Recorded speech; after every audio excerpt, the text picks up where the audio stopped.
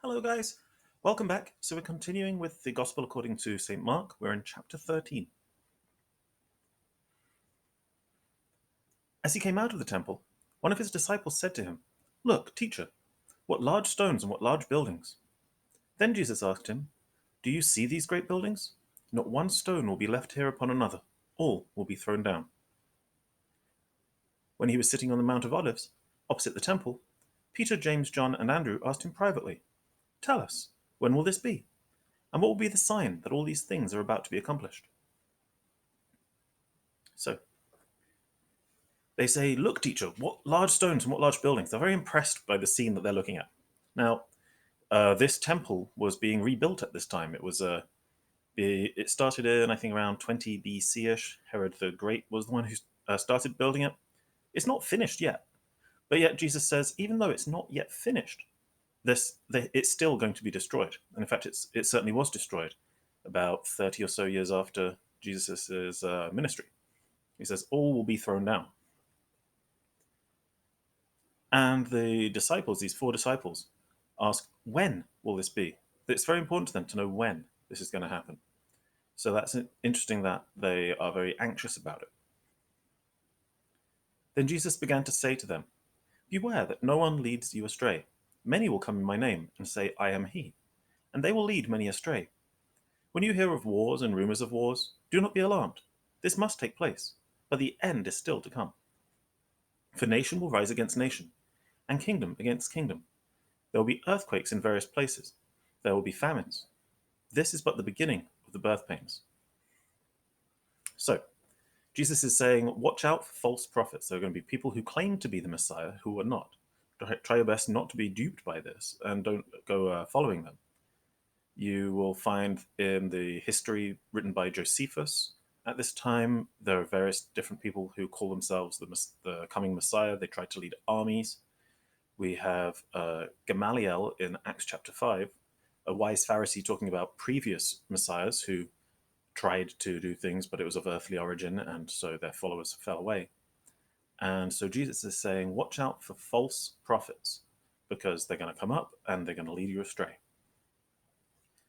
And I think it's actually interesting at the end there, I should have highlighted it, that he says, this is but the beginning of the birth pains. What does that mean? Well, obviously, childbirth is famously incredibly painful, but yet it brings a new life. And so Jesus is saying they're going to go through a lot of turbulence, but something new and wonderful and miraculous is going to come out of it. As for yourselves, beware, for they will hand you over to councils, and you will be beaten in synagogues, and you will stand before governors and kings because of me, as a testimony to them.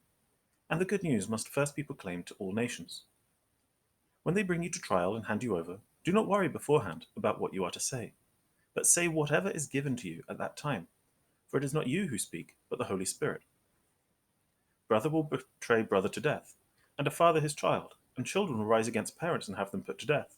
And you will be hated by all because of my name, but the one who endures to the end will be saved. All right, so once again, we're seeing this theme in the Gospel of Mark, where he says the good news must first be proclaimed to all nations. Instead of being just something special for the chosen people of God, Mark is uh, very much laboring the point that this is something that needs to go out to all nations.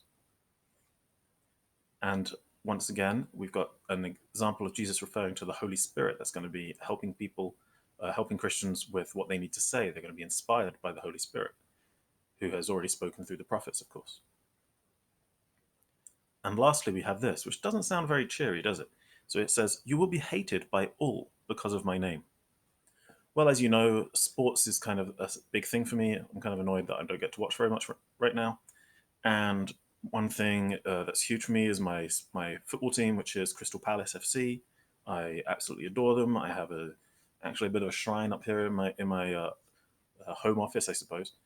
And if somebody was to be angry with me for being a Crystal Palace fan, I'd actually kind of like it, because that would mean that they think of me as a real fan. If somebody was to ignore me and not be upset with me at all, that means they probably don't think that my fanaticism is actually real. They probably don't think I'm committed to it. Similarly, if people who are rivals of Christians, people who dislike the church, are angry at you, are hating you because you're a Christian, then you're probably doing it right. If Because the people who are hating the message of Christianity will see in you something that they don't they're not able to enjoy, they're not able to experience, they're not able to understand, and so they might hate you for it. If they're not giving you a hard time for being a Christian, they probably don't think you're a real one. They probably think you're just like them. So that's what my interpretation is of that verse. Well, I hope you're all doing really, really well, and I shall see you again next time as we continue through chapter 13. Bye bye now.